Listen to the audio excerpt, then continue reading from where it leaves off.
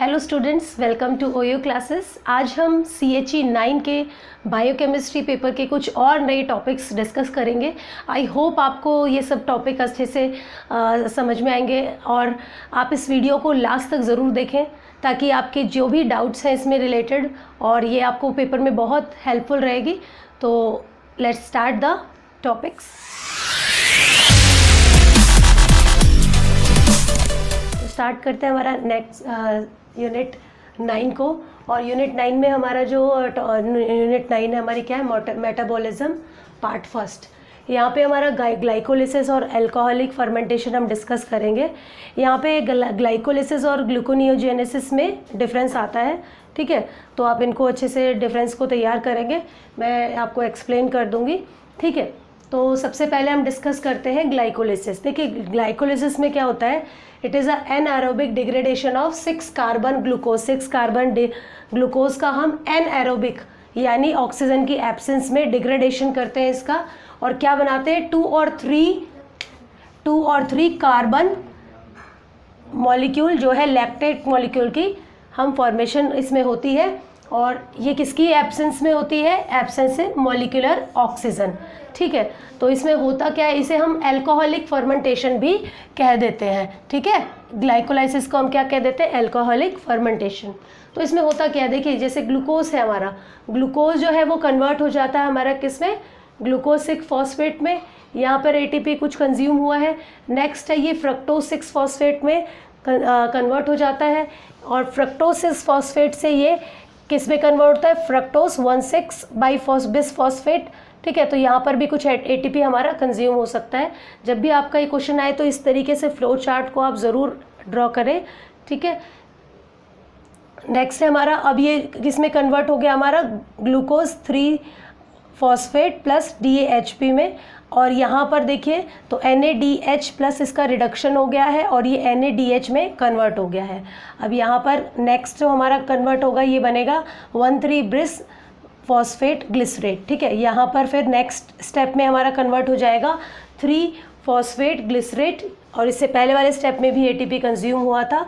अब ये 3 phosphate glycerate ये 2 फॉस्फेट ग्लिसरेट में कन्वर्ट हो जाएगा और वाटर यहाँ से रिमूव होगा, ये कन्वर्ट हो जाएगा फर्दर हमारा फॉस्फोइनॉल पाइरुवेट में, और यहाँ पर ATP हमारा फॉर्म हो जाएगा, ठीक है। इसके बाद नेक्स्ट देखिए ये पाइरुवेट में कन्वर्ट हो जाएगा और पाइरुवेट से ये लैक्टेट में कन्वर्ट हो जाएगा, ठीक है। यहाँ पे भी हमारा NADH से NADH प्लस की फॉर्मेशन होगी, ओके। इसके बाद ये पाइरुवेट क्या है, ये आपका एसिटाल्डिहाइड बनेगा और यहाँ पे कार्बन डाइऑक्साइड रिमूव होगी, और एसिटाल्डिहाइड हमारा इथेनॉल की फॉर्मेशन करेगा जिसमें NADH जो है NAD प्लस में कन्वर्ट हो जाएगा, ठीक है।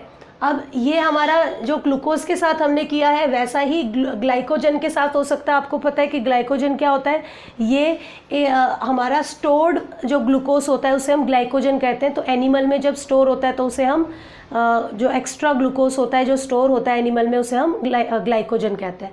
तो ग्लाइकोजन में क्या होगा, ग्लाइकोजन जो है ये क्या होगा, पहले कन्वर्ट होगा आपका ग्लाइकोजन ग्लूकोज 1 फॉस्फेट में, ठीक है। फिर ये यहाँ पर हमारा ग्लूकोज 6 फॉस्फेट में कन्वर्ट होगा और सेम ये स्टेप बाय स्टेप प्रोसेस को फॉलो करेगा, ठीक है। अब ये जो है हमें ग्लाइकोजन से भी मिल सकता है, या फिर आपका अगर आपने लैक्टोज है तो लैक्टोज क्या करेगा, पहले कन्वर्ट होगा किसमें, इसका हाइड्रोलिसिस कर देंगे, गैलेक्टोज और ग्लूकोज में कन्वर्ट होगा, ठीक है।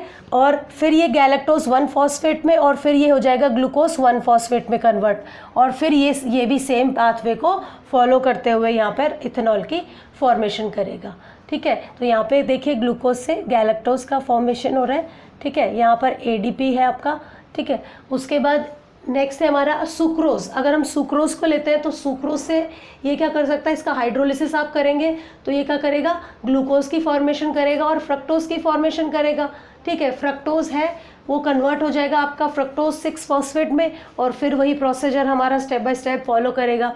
अब फ्रक्टोज 6 फॉस्फेट में ना कन्वर्ट होकर अगर ये कन्वर्ट हो जाता है फ्रक्टोज 1 फॉस्फेट में, तो ये क्या होगा, या तो ये ग्लूकोज 3 फॉस्फेट में कन्वर्ट होगा या फिर ये ग्लिसराल्डिहाइड में कन्वर्ट होगा।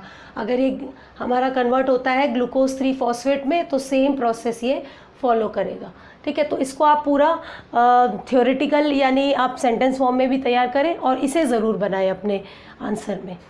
ओके स्टूडेंट्स, तो डिस्कस करते हैं हमारा नेक्स्ट टॉपिक जो है मेटाबॉलिक फेट ऑफ पायरुवेट। अब ग्लाइकोलिसिस में हमें क्या मिला है, पायरुवेट मिला है। अब पायरुवेट का आगे क्या होगा, उसका क्या फेट होगा, वो डिसाइड करेगा कि ऑक्सीजन प्रेजेंट है या ऑक्सीजन एब्सेंट है या उसकी लिमिटेड सप्लाई है। ओके, तो सबसे पहला है कि अगर हमें एरोबिक कंडीशन मिल रही है, एरोबिक मतलब जहाँ पर ऑक्सीजन की प्रेजेंस है, ठीक है, तो पायरुवेट किस में कन्वर्ट हो जाएगा, असिटाइल कोएंजाइम ए में कन्वर्ट हो जाएगा और then it is oxidise to CO2 via Krebs tricarboxylic acid cycle या TCA साइकिल जिसे हम कहते हैं, या इसे हम सिट्रिक एसिड साइकिल भी कहते हैं। अब आगे देखिए, reduce coenzyme form during glycolysis and these reactions are reoxidize oxidative phosphorylation. अब क्या होता है, इन जो ग्लाइकोलिसिस में हमें रिड्यूस कोएंजाइम जो हमारे बनते हैं, रिड्यूस कोएंजाइम ये क्या करते हैं, इनका रीऑक्सीडेशन होता है किस प्रोसेस से, by oxidative phosphorylation in which the metabolic energy is use to synthesise ATP। ठीक है, और जो मेटाबॉलिक एनर्जी होती है उसे हम क्या करते हैं, ATP की सिंथेसिस करते हैं। अब अगर इंटेंस मस्कुलर एक्टिविटी हम करते हैं, ठीक है, तो उसमें क्या होता है, एनर्जी की डिमांड हमारी बढ़ जाती है, ठीक है, बट जो ऑक्सीजन की जो हमारी डिलीवरी है जो टिश्यूज़ तक, वो इनएडिक्वेट रहती है। तो ऐसे में क्या होता है, ठीक है, टू रीऑक्सीडाइज रैपिडली, ठीक है, तो उसमें क्या होगा कि रिड्यूस कोएंजाइम जो है क्या करते हैं, उनका रीऑक्सीडाइज इतना रैपिडली नहीं होता है, तो उनका कंटिन्यूस सप्लाई ऑफ ATP, ठीक है। तो in this energy demand is high, जब इंटेंस मस्कुलर एक्टिविटी होती है तो rate of delivery of oxygen to the tissue not adequate to reoxidize rapidly reduce coenzyme और ATP की वो सप्लाई कंटिन्यूस कर सके। तो ऐसे में क्या होगा कि जो पायरुवेट है वो NADH से रिएक्ट करेगा और हमारा क्या बना देगा, ये लैक्टेट की फॉर्मेशन हो जाएगी, ठीक है। तो मसल्स में किसकी फॉर्मेशन हो जाएगी, लैक्टेट की। अब आगे देखिए, the above reaction and glycolysis do not require oxygen. जो ग्लाइकोलिसिस था और जो ये हमारा रिएक्शन है, इसमें ऑक्सीजन की रिक्वायरमेंट नहीं है, तो यहाँ पर क्या होगा, कंटिन्यूस सप्लाई होगी किसकी, हमारी ATP की, किसमें, लिमिटेड सप्लाई ऑफ ऑक्सीजन में। बट अगर हम बात करें कि जहाँ पर एब्सेंस ऑफ एयर और ऑक्सीजन होता है, ठीक है, तो इसमें क्या होगा, अल्कोहलिक फर्मेंटेशन इसमें होगा। अल्कोहलिक फर्मेंटेशन जो होता है हमारा ईस्ट के अंदर, वो किस में होता है, एब्सेंस ऑफ ऑक्सीजन में होता है, जिससे ईस्ट को क्या मिलती है, एनर्जी मिलती है ईस्ट के सेल को, ठीक है। तो अभी मूव करते हैं हमारे नेक्स्ट टॉपिक की तरफ। सो let's discuss our next topic. हमारा नेक्स्ट टॉपिक है ग्लूकोनियोजेनेसिस। ओके, तो यहाँ पे क्या होता है, देखिए, जब हमारी बॉडी रेस्टिंग कंडीशन में होती है तो उस टाइम पर जो लैक्टेट जो ट्रांसपोर्ट करा जाता है लीवर को, where it is converted into glucose, ठीक है, ग्लूकोज में उसे कन्वर्ट कर दिया जाता है। बट अगर जब हमारी जो आपकी ये जो लैक्टेट है, ये जो ट्रांसपोर्ट किया गया है, ये क्या होता है आपका, ये ग्लूकोज में कन्वर्ट करते हैं। इस प्रोसेस को हम क्या कहते हैं, ग्लूकोनियोजेनेसिस। ग्लूकोज की जेनेसिस करना, बनाना, किससे, यहाँ पर लैक्टेट से। लैक्टेट क्या है आपका, नॉन कार्बोहाइड्रेट प्रिकर्सर है, ठीक है। तो नॉन कार्बोहाइड्रेट प्रिकर्सर आपका लैक्टेट है और वहाँ से हमारा ग्लूकोज प्रोड्यूस हो रहा है, ठीक है। अब क्या होता है कि अब ज़रूरी नहीं है कि हमेशा हमारा लैक्टेट ही हो जिससे हमारा ग्लूकोज प्रोड्यूस होगा। कुछ अदर हमारे स्टार्टिंग मटेरियल भी होते हैं, जैसे आपके होते हैं ग्लिसरॉल एंड कुछ अमीनो एसिड, ठीक है, ये भी कई बार प्रिकर्सर का काम करते हैं इन प्लेस ऑफ लैक्टेट। तो यहाँ पे क्या हो रहा है, देखिए, जब हमारी बॉडी स्टारवेशन की कंडीशन में होती है तो उस टाइम पर हमारे ब्लड को क्या चाहिए, ब्लड के अंदर एक ग्लूकोज का लेवल मेंटेन रहना चाहिए, क्योंकि जो ग्लूकोज है it is a fuel for the brain के का एक फ्यूल का काम करता है। तो रेगुलर क्या होनी चाहिए, ग्लूकोज की सप्लाई होनी चाहिए ब्रेन के लिए। तो उस लेवल को मेंटेन करने के लिए क्या होता है कि जो ग्लिसरॉल होते हैं या कुछ एमिनो एसिड होते हैं, ये हमारे फर्दर क्या करते हैं, कन्वर्ट हो जाते हैं किसके अंदर, ग्लूकोज में, ताकि रेगुलर सप्लाई मेंटेन रह सके। ओके, ये किस कंडीशन में होता है, हमारा स्टारवेशन की कंडीशन में। अब हम इस पाथवे को एक बार देख लेते हैं कि इस पाथवे में हमें क्या क्या बताया हुआ है। देखिए, सबसे पहले देखिए, यहाँ पे लैक्टेट है, यहाँ पे एलेनिन हमारा अमीनो एसिड है, तो ये क्या हो गए, किस में कन्वर्ट हो गए, ये किस में कन्वर्ट हो जाते हैं, पाइरूवेट में। ठीक है, पाइरूवेट के बाद क्या होता है हमारा, ये किस में कन्वर्ट होते हैं, हमारे ऑक्जेलो एसीटेट के अंदर कन्वर्ट हो जाते हैं। आफ्टर ऑक्जेलो एसीटेट फॉस्फोइनॉल पाइरूवेट के अंदर ये कन्वर्ट होते हैं, जो फर्दर कन्वर्ट होता है हमारा किसमें, 2 फॉस्फेट ग्लिसरेट में हमारा कन्वर्ट हो जाता है, 2p ग्लिसरेट कहते हैं। अब इसमें इनके आप हमें ये चीज़ें याद रखनी है, जब भी आप इस पाथवे को ड्रॉ करें तो इनको ज़रूर मेंशन करें। यहाँ पे NAD प्लस जो है वो कन्वर्ट हो रहा है किसमें, NADH में। यहाँ पे ADP प्लस PI जो है फॉस्फेट ग्रुप, ये कन्वर्ट हो रहा है किसमें, ATP की फॉर्मेशन हो रही है। यहाँ पे GTP किसमें कन्वर्ट हो रहा है, GDP में। और यहाँ पर क्या है हमारा CO2 यहाँ पर बाहर निकल रहा है। ठीक है, यहाँ पर हमारा वाटर का इनटेक हो रहा है। तो ये चीज़ें आपको मेंशन करनी ज़रूरी है जब भी आप पाथवे आप लिखते हैं। उसके बाद क्या होगा, यहाँ पे 2p आपका ग्लिसरेट है, ये कन्वर्ट किस में हो जाता है, 3p ग्लिसरेट के अंदर हो जाता है आपका फॉस्फोग्लिसरेट। उसके बाद ये क्या होता है आपका, ATP से हमारा ADP, यानी ATP यहाँ पे कंज्यूम हो रहा है और ADP की फॉर्मेशन यहाँ पे हो रही है।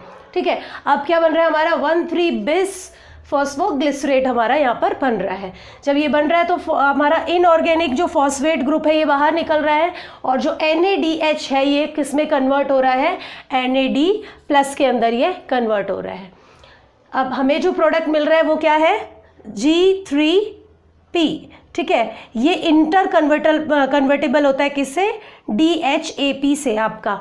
ठीक है, अब ये 2 पाथवे से आपका आ सकता है। यहाँ पर आप ग्लिसरॉल लेते हैं, जैसे अमीनो एसिड लिया था यहाँ पे स्टार्टिंग में हमने, ऐसे ही आप ग्लिसरॉल को भी लेकर यहाँ पर अचीव कर सकते हैं। ग्लिसरॉल किस में कन्वर्ट हो जाएगा, ग्लिसरॉल 1p 1 फॉस्फेट, और ये इसमें ATP आपका कंज्यूम होकर ADP की फॉर्मेशन कराए, और वो बाद में आपका DHP बन जाएगा जो इंटर कन्वर्टेबल है हमारा। ठीक है, और ये फर्दर कन्वर्ट हो जाएगा फ्रक्टो 1,6-bis फॉस्फेट में कन्वर्ट हो जाएगा, और यहाँ पर वाटर कंज्यूम होगा और इनऑर्गेनिक फॉस्फेट की फॉर्मेशन होगी, और ये फ्रक्टोज 6 फॉस्फेट में कन्वर्ट होगा जो कि फर्दर कन्वर्ट होगा ग्लूकोज 6 फॉस्फेट में, और फर्दर ये कन्वर्ट होगा आपका ग्लूकोज की फॉर्मेशन कर देगा in the end.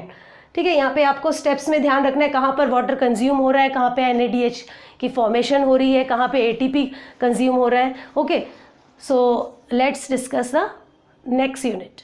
So let's discuss our next unit, that is unit 10 metabolism part 2. अब सबसे पहला यहाँ पर हमें क्या डिस्कस करना है, यहाँ पे हमें TCA साइकिल यानी ट्राई कार्बोक्सिलिक एसिड साइकिल को डिस्कस करना है, बहुत ही इंपॉर्टेंट है। इसमें मोस्ट ऑफ द ईयर्स आपके क्वेश्चन रिपीट हुए हैं। ठीक है, तो इसमें जिस टाइप के क्वेश्चन बनते हैं, या तो आपको TCA साइकिल डिस्क्राइब करना आ सकता है, तो यहाँ पर मैं आपको थोड़ा समराइज फॉर्म में बताऊंगी। इसमें आपको हर स्टेप को लेकर उसे डिस्क्राइब करना होगा according to the marks given in the question, कितने मार्क्स का आता है उसके अकॉर्डिंग आपको। ठीक है, तो सबसे पहला जो स्टेप होता है इसमें हमारा वो होता है पाइरूवेट से एसिटाइल कोएंजाइम A का कन्वर्ट होना।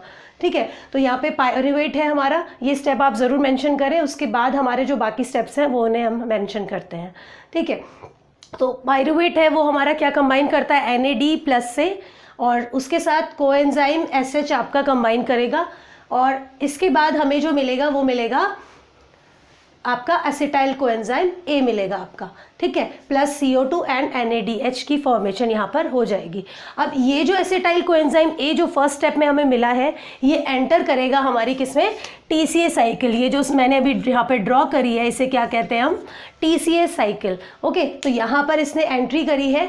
ठीक है, और ये दोबारा से किस में कन्वर्ट हो जाएगा, कोएंजाइम SH में कन्वर्ट हो जाएगा। ठीक है, और किसकी फॉर्मेशन कर देगा, यहाँ पर आपके सिट्रेट की फॉर्मेशन कर देगा। ठीक है, सिट्रेट है, इसका स्ट्रक्चर यहाँ पे लिख दिया है। ठीक है, स्ट्रक्चर ज़रूर आप लिख कर आए। उसके बाद ये सिट्रेट किस में कन्वर्ट हो जाएगा, आइसोसिट्रेट के अंदर। ओके, आइसोसिट्रेट यहाँ पर आपका क्या होगा, इस प्रोसेस के आइसोसिट्रेट कन्वर्ट हो रहा है अल्फा कीटो ग्लूटारेट में, बट इन दिस प्रोसेस क्या हो रहा है, NAD कन्वर्ट हो रहा है किसमें, NADH प्लस CO2 के अंदर कन्वर्ट हो रहा है। ओके, अब ये जो अल्फा कीटो ग्लूटरेट है ये किस में कन्वर्ट होगा, सक्सेनिल कोएंजाइम A में ये कन्वर्ट हो रहा है। इन दिस प्रोसेस यहाँ पर क्या होगा, NADH की फॉर्मेशन होगी CO2 के साथ।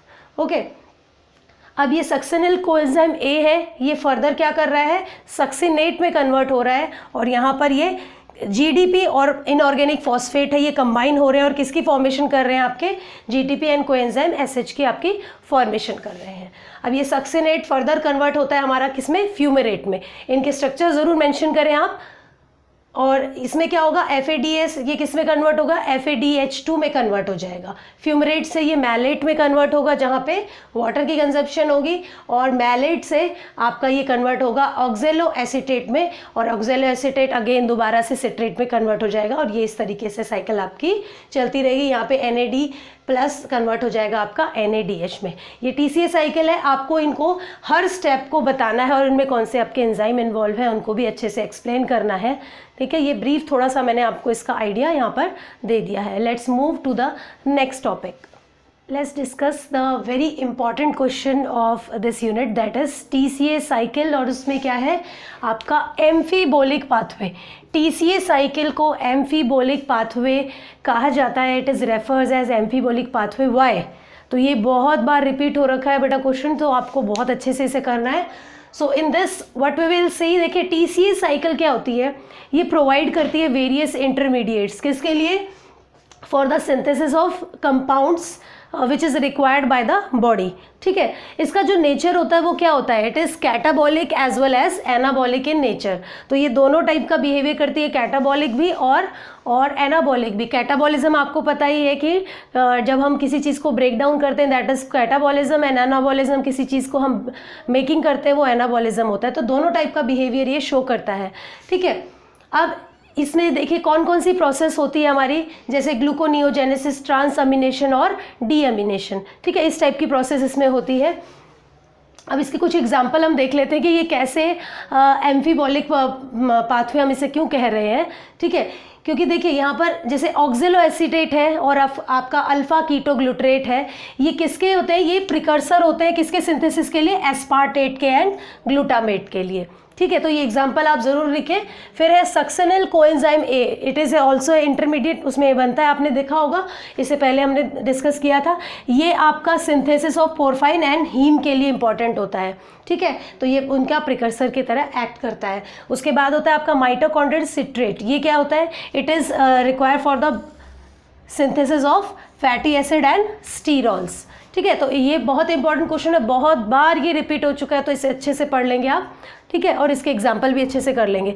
नेक्स्ट है आपका एनाल प्लेरोसिस और एनाप्लेरोटिक रिएक्शंस। अब ये क्या रिएक्शंस है, देखिए जब भी हमारा ये साइकिल होती रहती है, इस साइकिल में क्या होता है कि जो इंटरमीडिएट्स होते हैं उन्हें हमें क्या करना पड़ता है, रिप्लेनिश या दोबारा से फिल करना होता है, क्योंकि वो यूज्ड अप होते रहते हैं, ओके। तो एनाप्लेटरिक आपके रिएक्शन कौन से होते हैं या एनाप्लेरोसिस क्या होती है, इसमें देखिए the reaction which are concern to replenish, ठीक है, या टू फिल अप, आप फिल अप कर रहे हो दोबारा से किसको, intermediates of citric acid cycle यानी TCA साइकिल। इसके बहुत सारे नाम है, TCA साइकिल हो गया, क्रेब्स साइकिल हो गया, या फिर आपका हो गया इसके अंदर सिट्रिक एसिड साइकिल हो गया है, ठीक है। तो आप इसको इनके ध्यान रखेंगे, ठीक है। तो इसके इंटरमीडिएट को जब हम फिल करते हैं तो this is known as anaplerosis, ठीक है। अब इसके कुछ एग्जांपल हम देख लेते हैं कि कैसे आप देखोगे। जैसे पायरुवेट है, इसको यूज़ करते हैं हम किसके सिंथेसिस के लिए, ऑक्जेलो एसीटेट के लिए, है ना। तो ये ऑक्जेलो एसीटेट को रिप्लेनिश कर देगा। उसके बाद pyruvate also use for the synthesis of malate, ठीक है। ऐसे ही ट्रांसअमीनेशन भी यूज़ किया जाता है। इन दोनों ये जो आपकी दोनों टर्म है इनको बहुत अच्छे से आपको समझ लेना है, बहुत बार ये रिपीट हुआ है, okay students. Let's move to the next topic. So let's discuss the next topic of Unit 10, that is beta oxidative pathway. इसमें से भी काफ़ी बार क्वेश्चन आते हैं, ये भी एक इम्पॉर्टेंट टॉपिक है, तो लेट्स डिस्कस। तो ये आपको जो इसके फ्लो चार्ट्स और जो साइकिल्स आपको करवाई जा रही हैं इनको ज़रूर आप ध्यान करें, इसमें कम टाइम में आप ज़्यादा मैटर प्रिपेयर कर सकते हैं, ओके। तो यहाँ पे क्या होता है, यहाँ पर एसिटाइल कोएंजाइम ए जो है वो क्या करता है, undergoes a sequence of 4 reaction. उसमें 4 रिएक्शन का एक सीक्वेंस होता है, ठीक है, जिसमें कौन कौन से रिएक्शन होते हैं ऑक्सीडेटिव हाइड्रेशन होता है, उसके बाद अनदर ऑक्सीडेशन होता है, और उसके बाद थायोलाइटिक क्लीवेज होता है, ठीक है। तो ये जो सीक्वेंस ऑफ रिएक्शंस में से ये गुजरता है, तो इसे इन सबको हम कलेक्टिवली क्या कहते हैं, हम इसे कहते हैं बीटा ऑक्सीडेशन पाथवे, ठीक है। तो यहाँ पर देखिए सेम वही चीज़ बता रखी है, यहाँ पर एसिटाइल कोएंजाइम ए है हमारा और एसिटाइल कोएंजाइम ए है। यहाँ पर इसका फर्स्ट ऑक्सीडेशन होगा जहाँ पे FAD आपका FADH2 में कन्वर्ट होगा और यहाँ पर इसका ऑक्सीडेशन होने के बाद आपको क्या मिलेगा, ट्रांस आपका इनोइल कोएंजाइम ए आपको यहाँ पर मिलेगा। ओके, अब यहाँ पर आपका वाटर कंज्यूम होगा और अनदर ऑक्सीडेशन होगा जिसमें आप देखेंगे क्या बनेगा, आपका L3 हाइड्रोक्सी असाइल कोएंजाइम ए की फॉर्मेशन होगी। अब नेक्स्ट जो है यहाँ पर आप देखोगे कि जो NAD+ है वो कन्वर्ट हो जाएगा आपका NADH में और जो हमारा यहाँ पे कंपाउंड फॉर्म होगा वो होगा आपका beta keto acyl coenzyme A, यहाँ पे हमारा फॉर्म होगा। अब नेक्स्ट है आपका कोएंजाइम ASH जो है ये कन्वर्ट हो जाएगा आपका CH3COSCOA, ठीक है, इसमें आपका कन्वर्ट हो जाएगा और यहाँ पर आपको क्या मिल जाएगा, RCOSCOA, एसिटाइल कोएंजाइम ए ही आपको मिलेंगे। बट यहाँ पर आपको देखेंगे कि यहाँ पर आपको कार्बन के नंबर ज़्यादा हैं, यहाँ पे कार्बन के नंबर आपको कम मिलेंगे। ओके, तो ये पूरा जो आपका स्कीमेटिक डायग्राम है यही है आपका बीटा ऑक्सीडेशन पाथवे। आप इसे इस फ्लो चार्ट को भी बनाएं और हर स्टेप को एक अलग रिएक्शन लिखकर इसे समझाएं पेपर में। Okay, so let's discuss our unit 11 that is metabolic regulation. Metabolic regulation क्या है, यहाँ पर हम लोग कंट्रोल करते हैं जो भी मेटाबॉलिक पाथवे हैं उन्हें कैसे कंट्रोल किया जाता है, कैसे उनको रेगुलेट किया जाता है उन मेटाबॉलिक पाथवेज को। तो यहाँ पर मेजरली देखिए मेटाबॉलिक रेगुलेशन जो है इसे हम दो कैटेगरी में पहले डिवाइड करते हैं, ठीक है। फर्स्ट है आपका रेगुलेशन ऑफ एंजाइम कॉन्सेंट्रेशन, यानी जो पाथवे है उसके अंदर जो जो एंजाइम आपके प्रेजेंट है उनकी कॉन्सेंट्रेशन को रेगुलेट करना। दूसरा है आपका रेगुलेशन ऑफ एंजाइम एक्टिविटी, जो एंजाइम उसमें प्रेजेंट है, जो वहाँ पर वर्क कर रहे हैं, जो उसे कैटलाइज कर रहे हैं, उनकी जो एक्टिविटी है उसको रेगुलेट करना, ठीक है। तो दो टाइप हो गए हमारे। फर्स्ट है एंजाइम की कॉन्सेंट्रेशन से कर सकते हैं हम उसे रेगुलेट, या फिर उसकी एक्टिविटी को रेगुलेट कर कर हम उसे मेटाबॉलिक रेगुलेशन कर सकते हैं, ठीक है। अब देखिए रेगुलेशन ऑफ एंजाइम कॉन्सेंट्रेशन ये कैसे करेंगे, ये करी जाती है बाय प्रोटीन बायोसिंथेसिस। ओके, कैसे करते हैं हम रेगुलेशन ऑफ प्रोटीन बायोसिंथेसिस, मतलब कितना प्रोटीन बन रहा है उसके अकॉर्डिंग, ठीक है। तो उसकी सिंथेसिस के बायोसिंथेसिस के अकॉर्डिंग हम उसे उसकी कॉन्सेंट्रेशन को रेगुलेट कर सकते हैं। सेकेंड है अब हमारा रेगुलेशन ऑफ एंजाइम एक्टिविटी। ये दो तरीके से कर सकते हैं हम। फर्स्ट जो हमारी वे है वो है non covalent interaction with the activity modulator या इफेक्टर हमारा जो होता है, जैसे इफेक्टर जिस पे इफेक्ट करना है वहाँ पर ये क्या होता है, नॉन कोवलेंट इंट्रैक्शन होता है।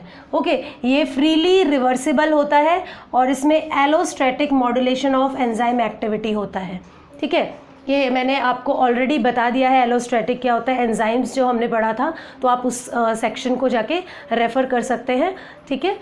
नेक्स्ट है हमारा कोवलेंट मॉडिफिकेशन। यहाँ पर जो इंटरेक्शन होता है covalent modification of the enzyme protein which में स्टिमुलेट आर इनहिबिट, ठीक है।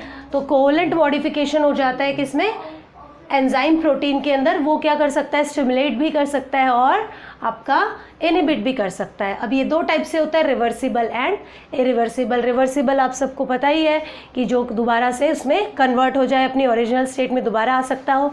इरिवर्सिबल मतलब जो अपनी ओरिजिनल स्टेट में दोबारा ना आ सके। ओके, अब देखिए जो हमारे हायर ऑर्गेनिज्म होते हैं, है ना, जो हायर ऑर्गेनिज्म होते हैं इनमें एक टाइप का और कंट्रोल देखा गया है जो है हार्मोनल कंट्रोल। ओके, तो ये मेनली किस में मिलेगा आपको, हायर ऑर्गेनिजम्स में, ठीक है, जो आपके मल्टी सेलुलर ऑर्गेनिज्म होते हैं। ओके, जैसे एनिमल्स हो गए, ह्यूमन बींग्स हो गए, है ना।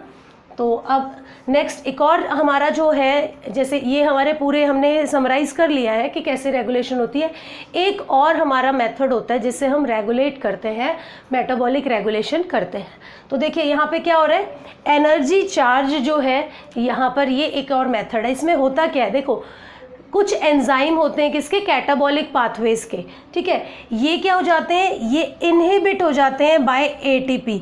जो एटीपी होता है उसकी वजह से ये इनकी जो एक्टिविटी है वो इनहिबिट हो जाती है, ठीक है। और ये एक्टिवेट हो जाते हैं किससे, एक्टिवेट हो जाते हैं एडीपी और एएमपी से, ठीक है। तो जो कॉन्सेंट्रेशन है किस किस की, ATP, ADP, AMP, ठीक है, ये बहुत इम्पॉर्टेंट रोल प्ले करती है किसमें, मेटाबॉलिक रेगुलेशन के अंदर। ओके, और इसे ही एनर्जी चार्ज कहा है, इसे हम इस इक्वेशन से बता सकते हैं what is energy charge. Energy charge क्या है, ये है concentration of ADP plus half concentration of ADP, ATP यहाँ पे है और यहाँ पर ADP है। Okay, divide by concentration of ATP plus concentration of ADP plus concentration of AMP। ये ब्रैकेट आपको पता ही होगा, कॉन्सेंट्रेशन के ब्रैकेट्स हैं ये। ओके, तो यहाँ पर अब देखिए मेटाबॉलिक जो रेगुलेशन है ये हमारी बेसिकली इसी मेथड को फॉलो करती है, यही इसका बेसिक समरी है। ओके, बट आपको क्या करना है, जो भी मेटाबॉलिक पाथवे हैं जैसे फॉस्फोराइलेशन हो गया, हमारा ग्लाइकोलिसिस हो गया, TCA हो गया, वहाँ पर एंजाइम अलग अलग है, तो आपको रेगुलेशन भी उसके हिसाब से आपको देखनी पड़ेगी, पर बेसिक जो फ्रेमवर्क है वो हमारा यही रहने वाला है सभी के अंदर। ओके, तो आप उनमें उनको थोड़ा सा डिटेल में पढ़ेंगे, जैसे फॉस्फोराइलेशन हो गया, TCA हो गया, ठीक है, इनको थोड़ा ज़्यादा पूछा जाता है, तो उसके अकॉर्डिंग आप इन्हें प्रिपेयर कर लेंगे। बेसिक फ्रेमवर्क हमारा यही रहने वाला है। Okay students, so let's discuss our next unit, that is photosynthesis, unit number 12। अब यहाँ पे मेन जो क्वेश्चन आते हैं उन्हें हम डिस्कस करने वाले हैं, उनके टॉपिक। तो सबसे इम्पॉर्टेंट जो क्वेश्चन आता है वो आता है आपका role of photosystem second in splitting of H2O, ठीक है। तो पर हम इसको क्या करेंगे, लाइट रिएक्शन है, लाइट रिएक्शन है, उसमें फोटोसिस्टम 1 को भी थोड़ा देख लेंगे और फोटोसिस्टम 2 का भी हम लोग पढ़ लेंगे।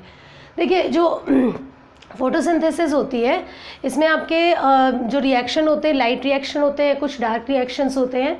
ओके, तो यहाँ पे हम लाइट रिएक्शन को डिस्कस करेंगे। यहाँ पर मेनली 2 टाइप के फोटोसिस्टम होते हैं। ओके, एक होता है फोटोसिस्टम P700 और एक होता है फोटोसिस्टम P आपका 680।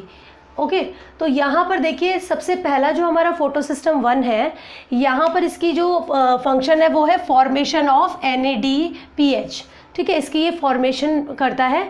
कैसे फॉर्मेशन करता है, देखिए सबसे पहले इसके अंदर होता क्या है, इसके अंदर होता है contain acceptor chlorophyll molecule A0 और A1। ओके, और इसके अंदर और क्या है हमारा आयरन सल्फर प्रोटीन, जो क्या है फेराडॉक्सिन, ठीक है। अब फेराडॉक्सिन NADP रिडक्टेज भी इसके अंदर आपके पास है। ओके, अब इसमें होता क्या है कि सबसे पहले जो फोटोसिस्टम है वो लाइट से क्या होता है, एक्साइटेड हो जाता है। ओके, फिर ये NADP प्लस से कंबाइन होके इसको रिड्यूस कर देता है और NADPH की फॉर्मेशन हो जाती है और ये इसकी ऑक्सीडाइज फॉर्म होती है P700, ठीक है। ये ऑक्सीडाइज फॉर्म है इसकी फोटोसिस्टम 1 की। ओके, ऑक्सीडाइज फॉर्म है, ये बाद में कन्वर्ट हो जाती है इलेक्ट्रॉन एक्सेप्ट करने से, दोबारा से P700 में कन्वर्ट हो जाती है। ये एक्साइटेड फॉर्म है, ये ऑक्सीडाइज फॉर्म है। पहले नॉर्मल फॉर्म से एक्साइटेड फॉर्म में आता है और एक्साइटेड से ऑक्सीडाइज फॉर्म में ये आता है। ओके, अब नेक्स्ट सेकेंड है हमारा रोल ऑफ फोटोसिस्टम सेकेंड, जो कि काफ़ी इंपॉर्टेंट है। ये क्या करता है, ये करता है स्प्लिटिंग ऑफ H2O। फोटोसिंथेसिस में जो H2O है उसकी स्प्लिटिंग होती है, उसका मेन काम ये किसका होता है, फोटोसिस्टम सेकेंड का। इसमें देखिए सबसे पहले हमें देखना है इसमें होता क्या क्या है फोटोसिस्टम सेकेंड के अंदर।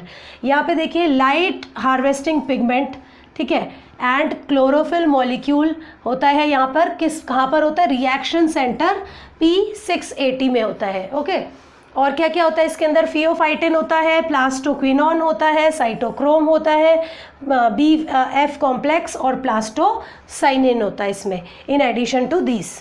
ओके, अब यहाँ पर कैसे ये हो रहा है ये हमें देखना है। वाटर स्प्लिटिंग एंजाइम यहाँ पे प्रेजेंट होता है। ओके, फोटोसिस्टम सेकंड में कौन सा एंजाइम प्रेजेंट होता है, वाटर स्प्लिटिंग एंजाइम्स।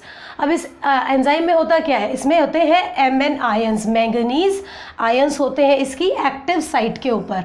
ओके, अब क्या होगा, ये जो साइट है यहाँ पर क्या होता है, ये जो आपका एंजाइम है इसकी साइट पे आप 4 से लेकर 6 ऑक्सीजन एटम तक बाइंड हो सकते हैं। ओके, तो इसको ये अलग अलग जब इसमें ऑक्सीजन एटम बाइंड होते हैं तो उसकी ज्योमेट्री में चेंज आ जाते हैं, एक्टिव साइट की ज्योमेट्री में।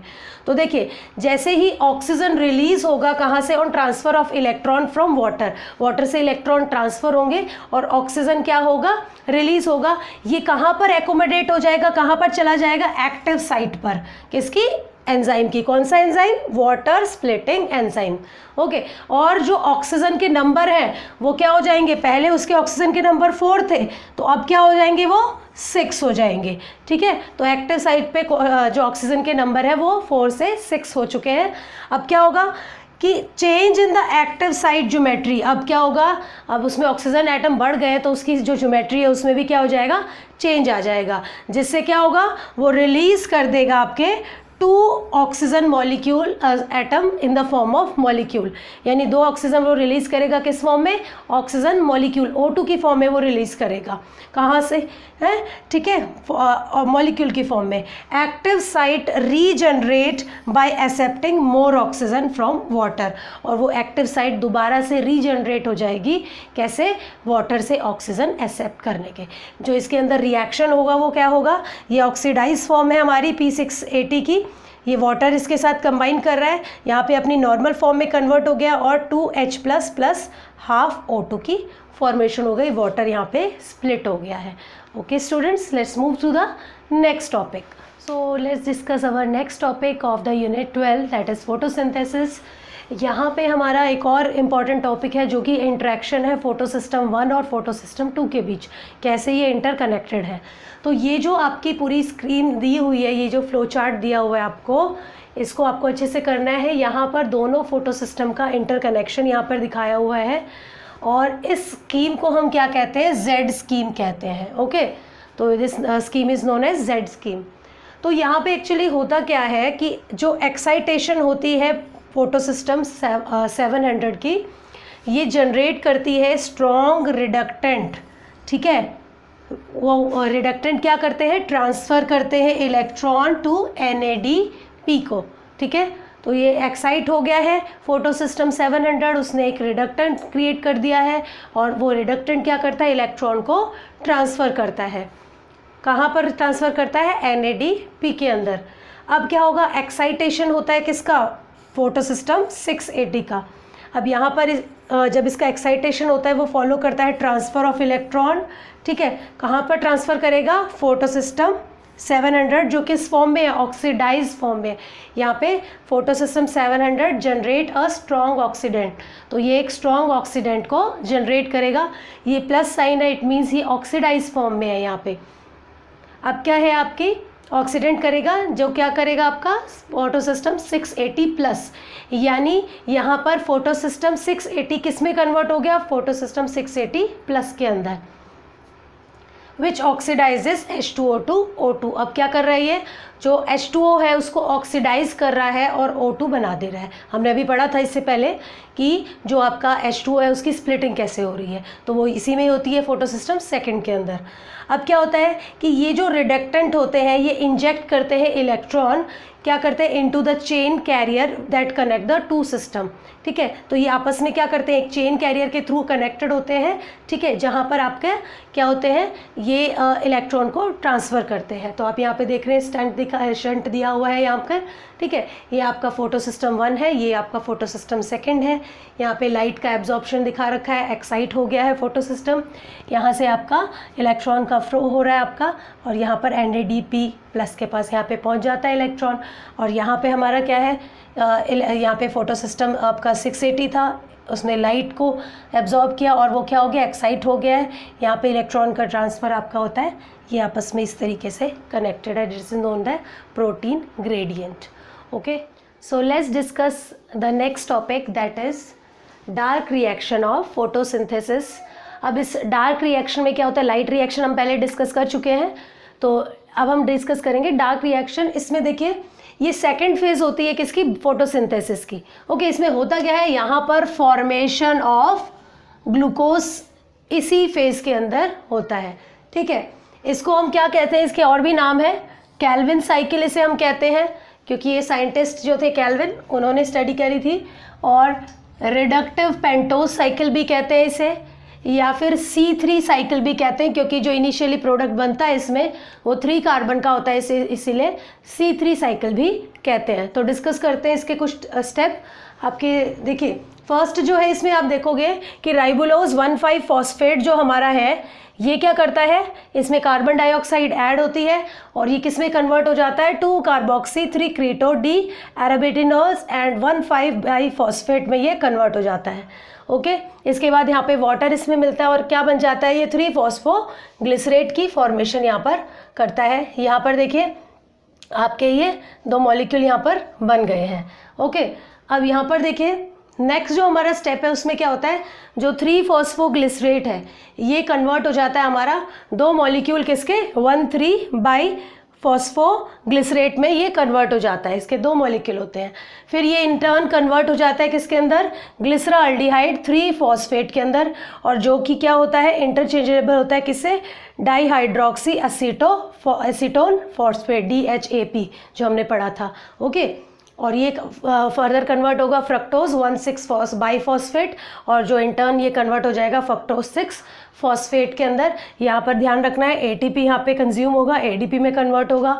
यहाँ पे NADPH जो है ये कन्वर्ट हो जाएगा किसके अंदर, inorganic phosphate and NADP plus के अंदर।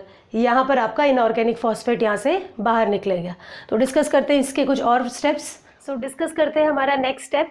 तो नेक्स्ट स्टेप हमारा है इसमें फ्रक्टोज 6 फॉस्फेट किससे कंबाइन हो रहा है, ग्लिसराल्डिहाइड 3 फॉस्फेट के साथ, और इसे कैटलाइज कर रहा है कौन से, ट्रांसकीटोलेज एंजाइम इसे कैटलाइज कर रहा है।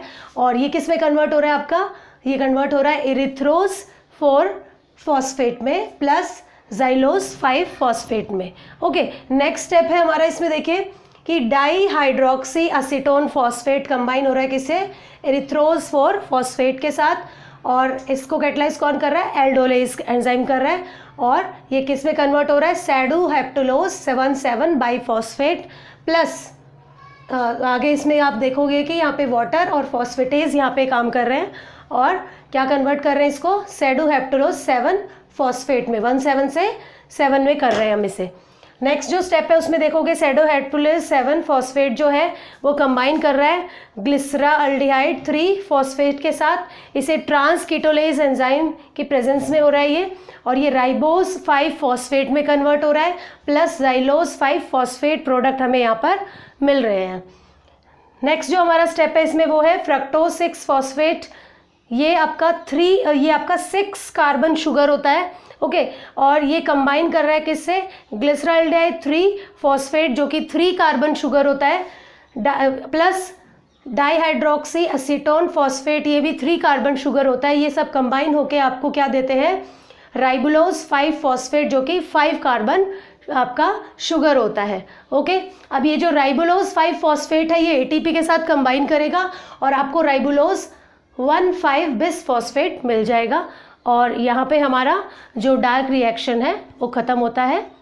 डिस्कस करते हैं अपनी नेक्स्ट यूनिट जो है unit 13 replication and transcription. Okay, तो इसमें सबसे इम्पॉर्टेंट जो आपका क्वेश्चन इसमें बनता है वो है हार्शे-चेस एक्सपेरिमेंट। ये बहुत ही इंपॉर्टेंट एक्सपेरिमेंट है।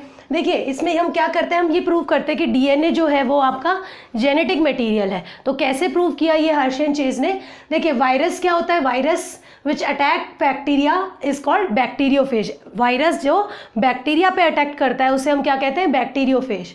ठीक है, ये फेज जो होता है इसके अंदर क्या होता है, इसके अंदर DNA की कोर होती है और उसको सराउंड किए हुए एक प्रोटीन होता है, जैसे यहाँ पे आपको दिख रहा है। देखो यहाँ पे ये कोट है, इसकी प्रोटीन कोट है, और उसके अंदर क्या है, यहाँ पर आपके DNA है। तो ये आपका क्या होता है, बैक्टीरियोफेज।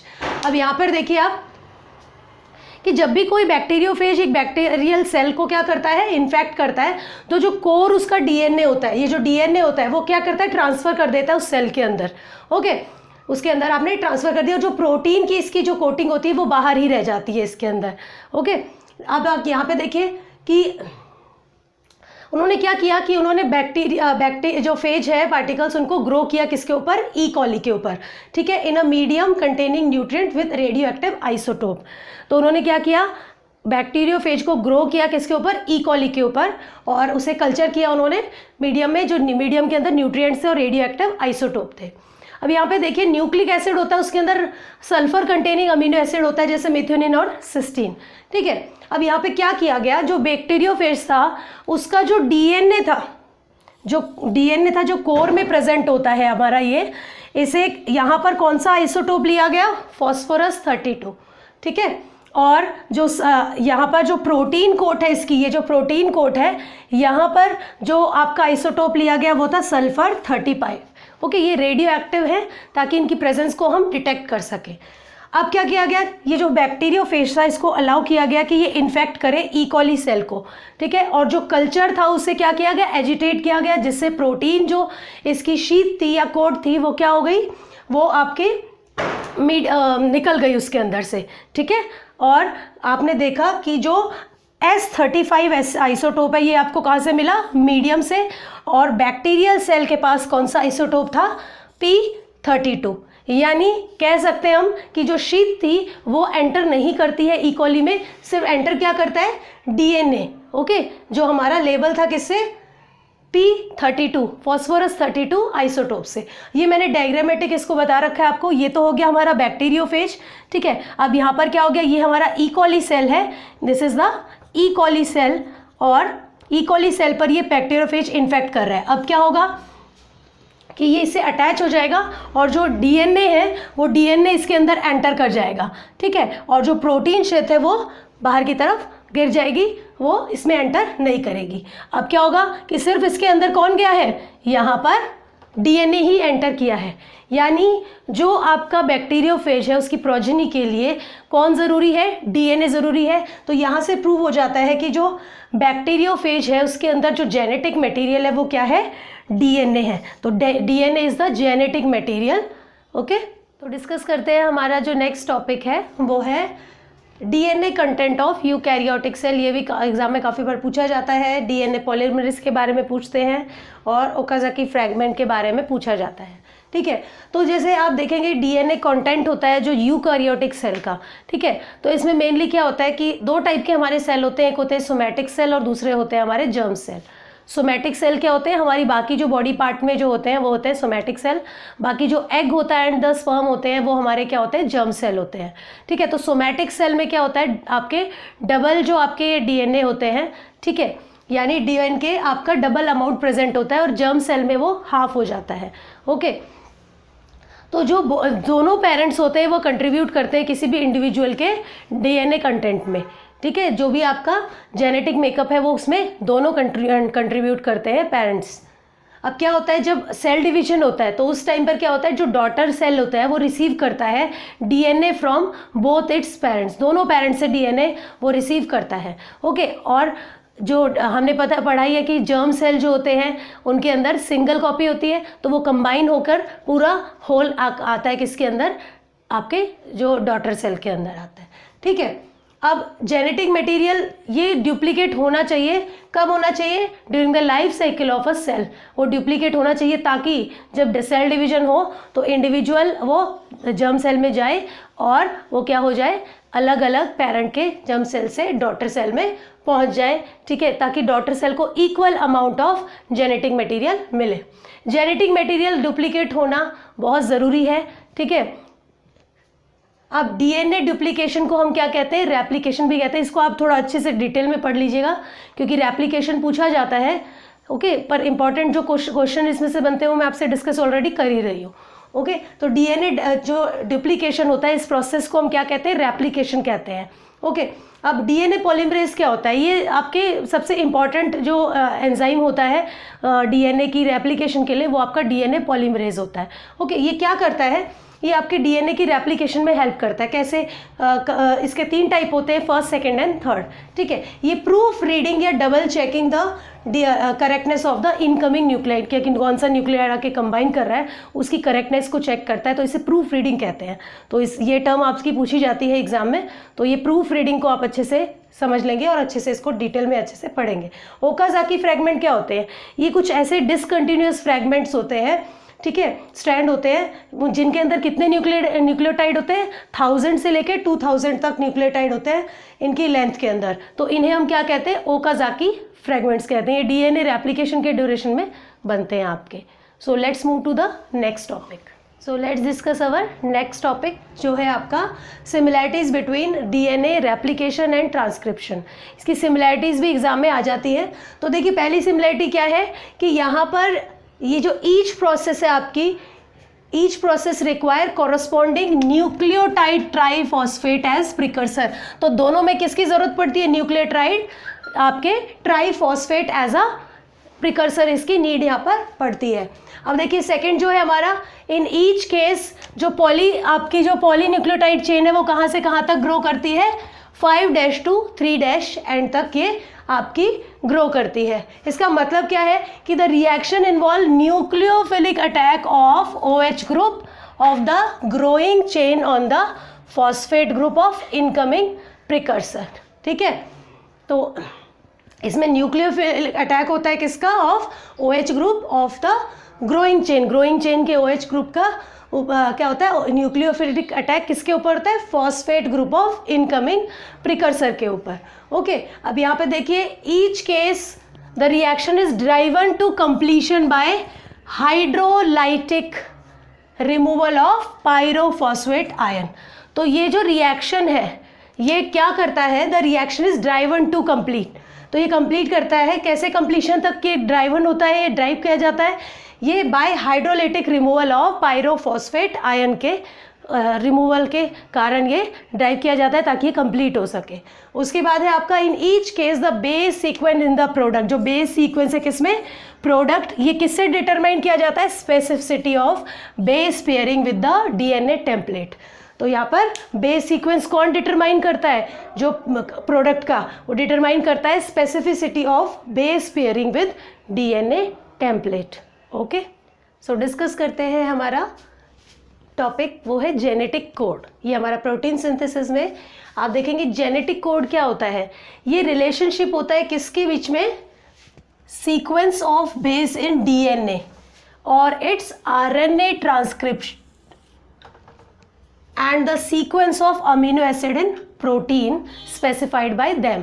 यानी जो सीक्वेंस होता है बेसिस का डीएनए में, या फिर आप कह सकते हो इट्स आरएनए ट्रांसक्रिप्शन, क्योंकि डीएनए से पास ऑन होती है जो इन्फॉर्मेशन है आरएनए में और उसके बाद ये हमारे प्रोटीन सिंथेसिस होती है।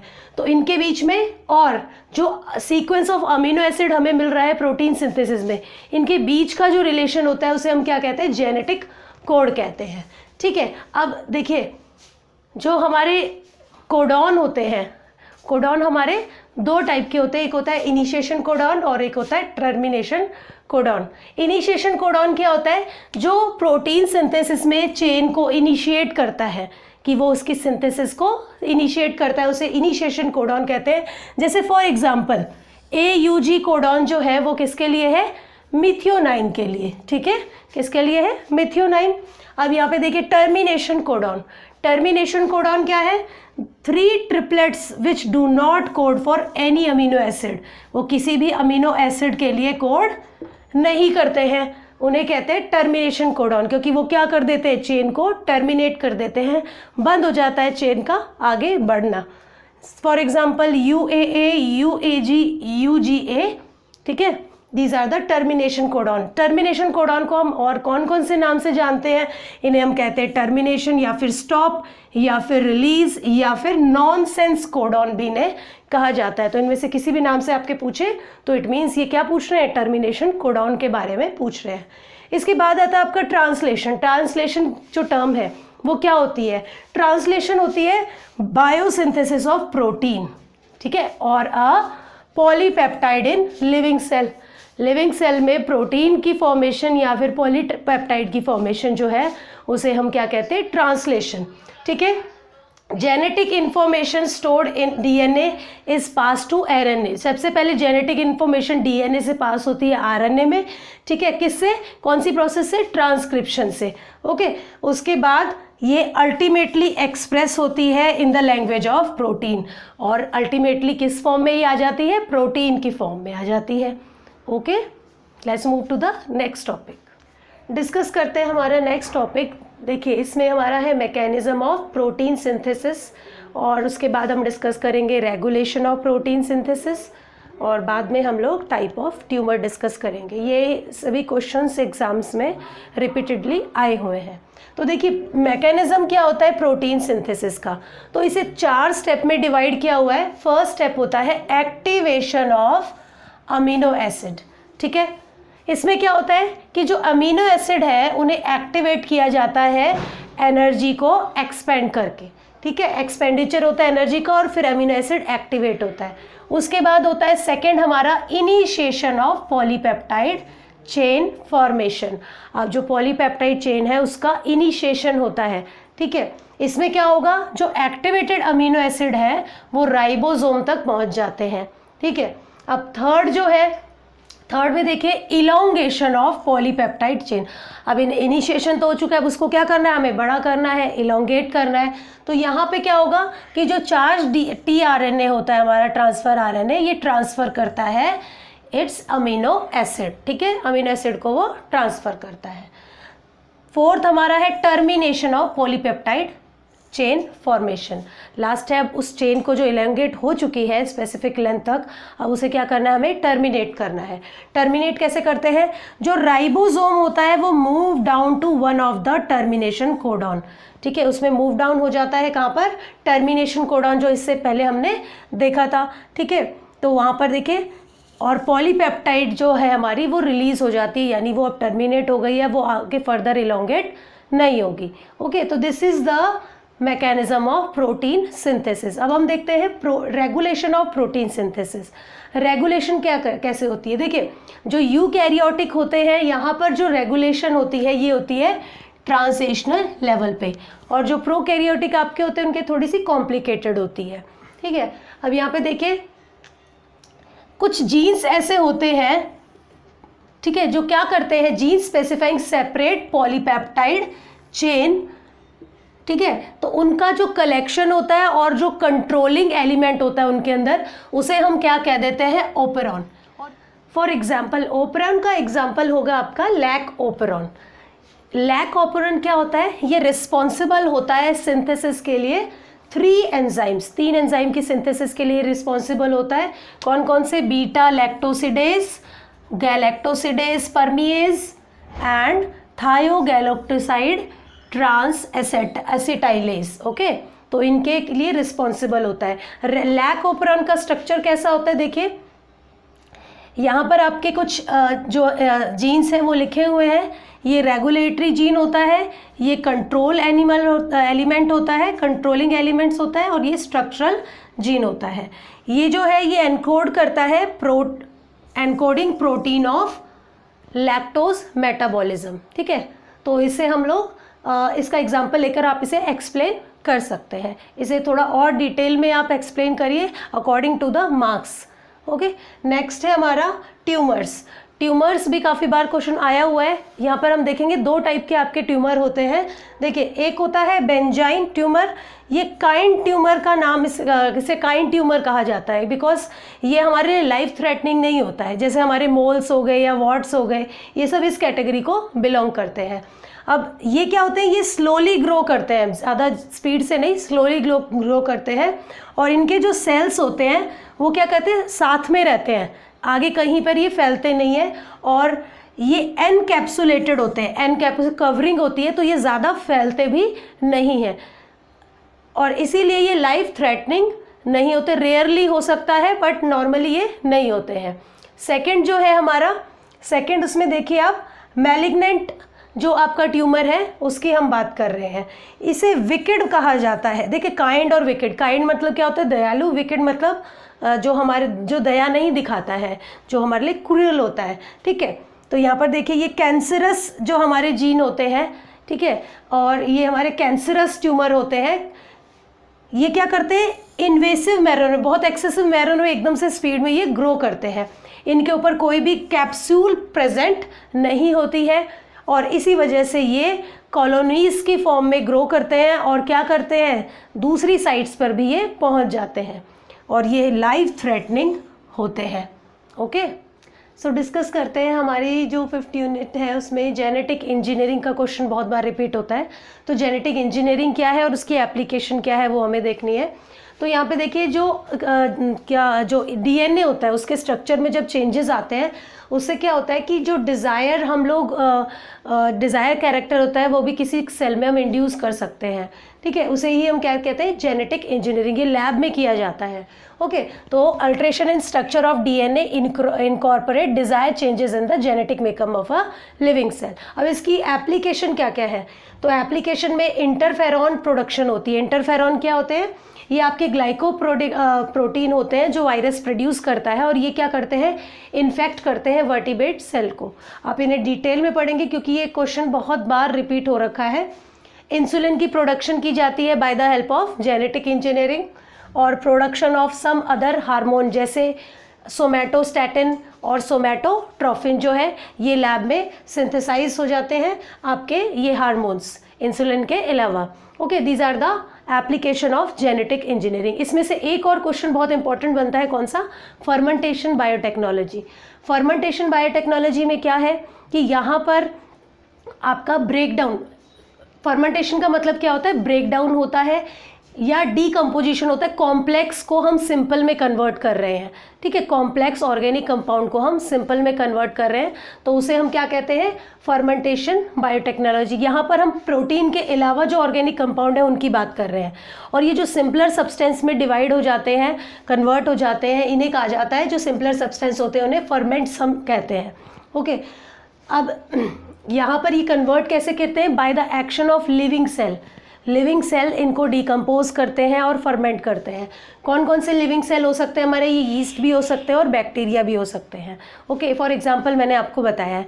अब यहाँ पर देखिए आपके ये जो आपकी फर्मेंटेशन बायोटेक्नोलॉजी है, इसमें फर्स्ट ऑफ ऑल आपसे डेफिनेशन पूछ सकते हैं, उसके बाद आपसे पूछ सकते हैं कि या तो आपसे अल्कोहलिक फर्मेंटेशन की डिटेल पूछ सकते हैं, या फिर विनेगर प्रोडक्शन की, या फिर इनमें से आपकी एंटीबायोटिक प्रोडक्शन की पूछ सकते हैं, ठीक है। तो यहाँ पे थोड़ा सा मैं ब्रीफ आइडिया आपको दे रही हूँ, बट आपको इसको डिटेल में लिखना है, 5 मार्क्स के क्वेश्चन में ये पूछा जाता है।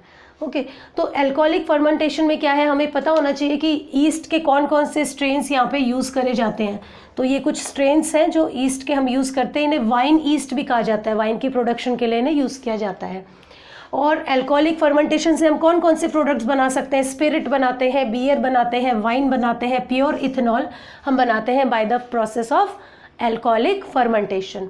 ओके, अब विनेगर जो है, विनेगर प्रोडक्शन में हम देखेंगे विनेगर होता क्या है। विनेगर आपका होता है 4% acetic acid weight by volume को हम विनेगर कहते हैं।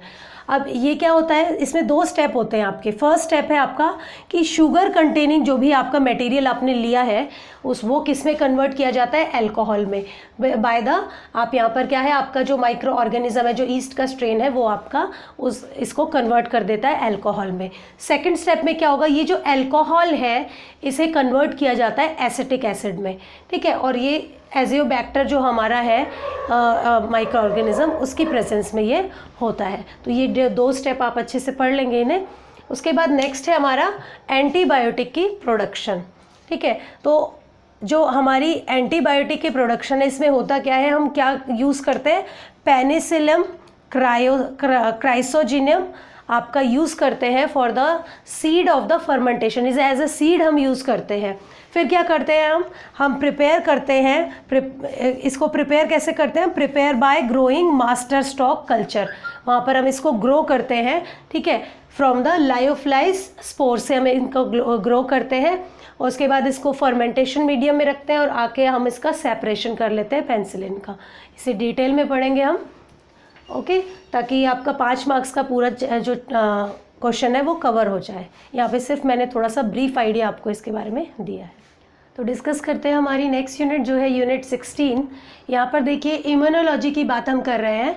इम्यूनोलॉजी में सब आपके जो बेसिकली क्वेश्चन आते हैं वो हैं आपके type of immunity, type of antibodies और एंटीजन एंटीबॉडी इंटरेक्शन। मेनली इन्हीं में से क्वेश्चन आए हुए हैं आपके प्रीवियस ईयर में।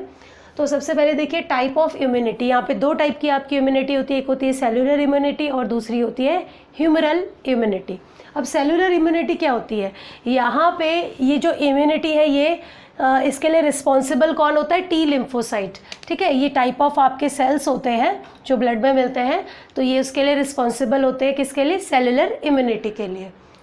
इस टाइप की इम्यूनिटी को हम सेल मीडिएटेड इम्यूनिटी भी कहते हैं या फिर इसे टिश्यू इम्यूनिटी भी कहा जाता है। ठीक है, अब आता है आपका ह्यूमरल इम्यूनिटी। अब ह्यूमरल इम्यूनिटी क्या है? ये जो आपकी इम्यूनिटी है ये स्टिमुलेटेड की जाती है किससे? By B lymphocyte. B lymphocyte जो सेल है उनसे ये स्टिमुलेट की जाती है। और ये बी लिम्फोसाइट को कौन स्टिमुलेट करता है in turn? By T helper T lymphocyte cell. ठीक है, तो हेल्पर टी लिम्फोसाइट सेल ने किसको स्टिमुलेट किया? बी लिम्फोसाइट को, और उन्होंने आगे फर्दर ह्यूमरल इम्यूनिटी को स्टिमुलेट किया। ओके, अब आता है आपका types of immunity, type of antibodies. तो टाइप ऑफ एंटीबॉडीज़ हम देखते हैं। टाइप ऑफ एंटीबॉडी में देखो, सबसे पहली है आपकी इम्यूनोग्लोबिन एम, जिसे IgM भी कहते हैं, इम्यूनोग्लोबिन जी IgG, और immunoglobulin A IgA, immunoglobulin E और इम्यूनोग्लोबिन D। ये हमारी 5 टाइप की क्या है? एंटीबॉडीज़ है। अब देखिए इनका क्या है? इम्यूनोग्लोबिन IgM जो है ये फर्स्ट एंटीबॉडी है जो सर्कुलेट होती है हमारे ब्लड में जब हमारा स्टिमुलेशन मिलती है उसे किससे? बी लिम्फोसाइट से। बी लिम्फोसाइट स्टिमुलेट करते हैं तो आपकी सबसे पहली एंटीबॉडी कौन सी ब्लड में घूमती है? वो होती है आपकी IgM। ये सबसे लार्जेस्ट एंटीबॉडी होती है आपकी, और इसका जो परसेंटेज होता है टोटल जो ब्लड के अंदर एंटीबॉडीज़ हैं उनमें से इसका परसेंटेज होता है 5 to 10%। नेक्स्ट है आपकी IgG। इसका जो परसेंटेज होता है ये होता है 70 to 75% of the total immunity. ये कब आपकी अपीयर होती है ब्लड के अंदर? ये अपीयर होती है जब एंटीजन स्टिमुलेट करता है उसके 24 to 48 आवर्स के बाद आपकी ये ब्लड में अपीयर होती है। ये इस antibody secondary antibody response show करती है। इसके बाद आती है आपकी इम्यूनोग्लोबिन IgA। इसका जो परसेंटेज है वो कितना है ब्लड के अंदर? 15 to 20%। ये रेसिस्टेंट प्रोवाइड करती है किसमें? रेस्पिरेटरी एंड GI जो आपकी गैस्ट्रो इंटेस्टिनल ट्रैक है उसके अंदर। कैसे इसमें ये रेसिस्टेंस प्रोवाइड करती है? ये पैरासाइट को टिश्यू से अटैच नहीं होने देती। ओके, इसके बाद होती है आपकी इम्यूनोग्लोबिन E। इसका क्या है? ये मेन इसका रोल है एलर्जिक रिएक्शन जो होते हैं वहाँ पर ये मेन रोल प्ले करती है। ये आपकी अस्थमा और हे फीवर में देखी जाती है। अब देखिए इम्यूनोग्लोबिन D, इसका जो अमाउंट है वो लेस देन 1% है टोटल प्लाज्मा का। ओके, तो ये लार्जेस्ट क्वांटिटी में कहाँ मिलती है? जो मेम्ब्रेन होती है बी लिम्फोसाइट सेल की, उसकी जो मेम्ब्रेन है उस पर ये लार्जेस्ट क्वांटिटी में मिलती है। ओवरऑल देखें तो लेस देन 1% आपको ये मिलती है टोटल ब्लड प्लाज्मा के अंदर। ओके, अब लास्ट जो हमारा इसमें टॉपिक है वो है एंटीजन एंटीबॉडी इंटरेक्शन। कैसे एंटीजन और एंटीबॉडी इंटरेक्शन करते हैं और कैसे हमें डिजीज़ से बचाते हैं वो हमें देखना है। तो सबसे एंटीजन और एंटीबॉडी इंटरेक्शन के बारे में अगर हम देखते हैं तो किसी भी स्पेसिफिक रेसिस्टेंट के लिए क्या होता है कि जो एंटीबॉडीज़ होती हैं वो क्या करती हैं? इंटरेक्ट करती हैं एंटीजन से, जिससे जो एंटीजन है उसके अंदर कुछ चेंजेस आ जाते हैं। उन चेंजेस से क्या हो जाता है कि जो माइक्रो ऑर्गेनिज्म है जिसके अंदर वो एंटीजन है उसकी डेथ हो जाती है, जिससे हमें हमारी जो डिजीज़ है वो क्योर हो जाती है। सो डिस्कस करते हैं टाइप्स जो है हमारे एंटीजन एंटीबॉडी इंटरेक्शन के। तो फर्स्ट है हमारी इसमें न्यूट्रलाइजिंग एंटीबॉडी। ये जो एंटीबॉडी इंटरेक्ट करती है किस तरीके से करती है? ये रिएक्ट करती है वायरल कैप्सिड से, मतलब वायरस की जो कैप्सिड होती है उसकी प्रोटीन की कवरिंग होती है उससे रिएक्ट करती है और वायरस की एंट्री जो होती है होस्ट सेल के अंदर उसे प्रिवेंट करती है, जिससे फिर क्या हो जाता है? हमारी डिजीज़ क्योर होगी। इसके बाद होती है एंटी टॉक्सिन। ये जो इंटरेक्शन है इसमें क्या होता है कि ये डिस्ट्रॉय कर देती है किसको? टॉक्सिन मॉलिक्यूल को। ठीक है, उसको न्यूट्रलाइज कर देती है टॉक्सिन मॉलिक्यूल को, और ऐसे ये इंटरेक्शन करती है। नेक्स्ट है आपकी एग्लूटिन्स। ये रिएक्ट करती है किससे? एंटीजन से। कहाँ पर? On the surface of organism, जैसे बैक्टीरिया हो गया। ओके, तो ऐसे ये आपके एंटीजन एंटीबॉडी इंटरेक्शन होते हैं। ये स्टूडेंट्स, आई होप आप सबको ये टॉपिक समझ में आए होंगे जो भी मैंने यहाँ पे डिस्कस किए हैं इस वीडियो में। आपको ये वीडियो अच्छी लगी हो, आपके लिए हेल्पफुल है, तो इसे लाइक कीजिए और शेयर कीजिए अपने सभी फ्रेंड के साथ, और हमारे चैनल OU क्लास को ज़रूर सब्सक्राइब करें ताकि आपको इन्फॉर्मेटिव वीडियोस फ्यूचर में भी मिल सके। Thank you students, bye bye.